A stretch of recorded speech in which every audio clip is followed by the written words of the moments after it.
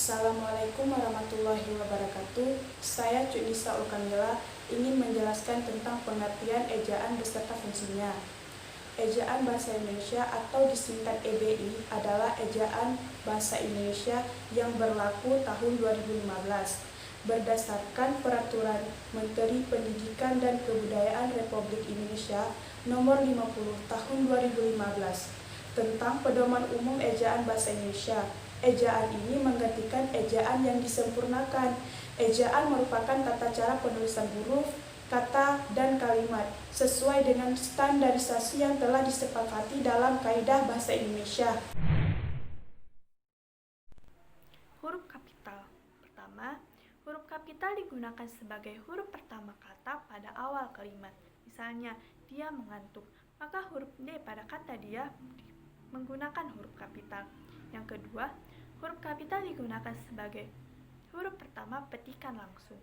Yang ketiga, huruf kapital digunakan sebagai huruf pertama dalam ungkapan yang berhubungan dengan nama Tuhan dan kitab suci. Misalnya, yang Maha Kuasa.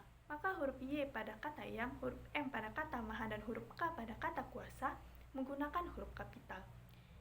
Yang keempat, huruf kapital digunakan sebagai huruf pertama dalam unsur nama jabatan atau pangkat yang diikuti oleh nama seseorang, atau yang dipakai sebagai pengganti nama orang tertentu, nama instansi atau nama tempat.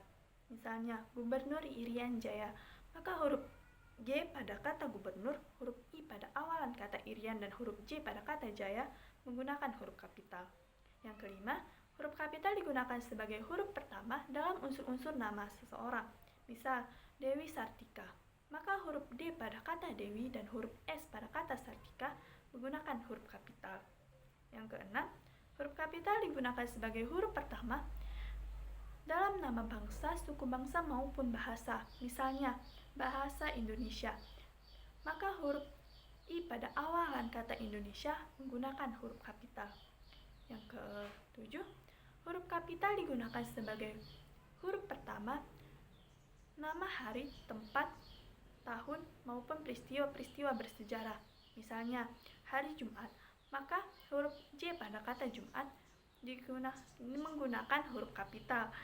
Proklamasi Kemerdekaan Indonesia, maka huruf P pada kata proklamasi, huruf K pada kata kemerdekaan, dan huruf I pada kata Indonesia menggunakan huruf kapital.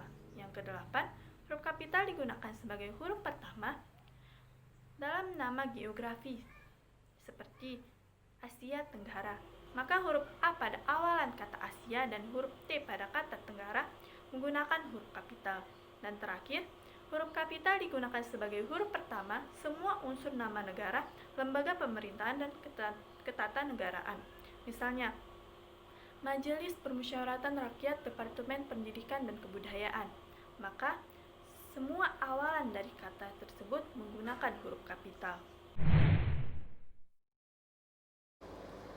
Assalamualaikum warahmatullahi wabarakatuh. Saya Maulidia Aida Islami akan menjelaskan tentang huruf miring. Huruf miring dalam cetakan dipakai untuk menuliskan nama buku, majalah, dan surat kabar yang dikutip dalam tulisan. Misalnya, majalah Bahasa dan Kesusastraan, buku Negara Kertagama karangan Prapanca, surat kabar Suara Karya. Huruf miring dalam cetakan dipakai untuk menegaskan atau mengkhususkan huruf, bagian kata, atau kelompok kata. Misalnya, huruf pertama kata abad ialah A. Dia bukan menipu, tetapi ditipu. Huruf miring dalam cetakan dipakai untuk menuliskan kata ilmiah atau ungkapan asing kecuali yang telah disesuaikan ejaannya. Misalnya, nama ilmiah buah manggis ialah Garcinia mangostana. Politik Divide et Impera pernah merajalela di negeri ini. Dalam tulisan tangan atau ketikan, huruf atau kata yang akan dicetak miring diberi satu garis di bawahnya. Saya akan menjelaskan tentang cara pemakaian huruf tebal. Huruf tebal dalam cetakan dipakai untuk menuliskan judul buku, bab, bagian bab, daftar isi, daftar tabel, daftar lambang, daftar pustaka, indeks, dan lampiran. Misalnya pada pemakaian judul, misalnya habis gelap terbitlah terang, itu digunakan huruf tebal. Dan juga pada bab, misalnya pada bab 1 pendahuluan. Dan juga pada bagian bab, misalnya latar belakang masalah atau tujuan. Huruf tebal tidak digunakan dalam cetakan untuk menegaskan atau mengkhususkan huruf, bagian kata, atau kelompok kata untuk keperluan tertentu. Untuk keperluan ini cukup digunakan huruf miring saja. Misalnya, saya tidak mengambil buku itu. Pada kata tidak, jangan digunakan huruf tebal, tapi digunakan huruf miring. Huruf tebal pada cetakan kamus untuk menuliskan lema dan sublema. Huruf tebal digunakan juga untuk menuliskan bilangan yang menunjukkan polisemi atau satu kata yang mempunyai makna lebih dari satu. Misalnya kalah, itu kalah dituliskan tebal. Atau makna lain misalnya tidak menang, kehilangan, atau tidak lulus.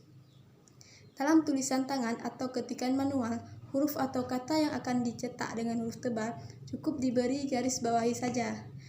Nah, demikian yang dapat saya sampaikan. Selanjutnya akan diteruskan oleh teman saya. Adapun fungsinya adalah sebagai landasan pembakuan tata bahasa, sebagai landasan kosakata dan peristilahan, dan sebagai alat dari masuknya unsur-unsur bahasa lain baik secara kosakata maupun istilah dalam bahasa Indonesia.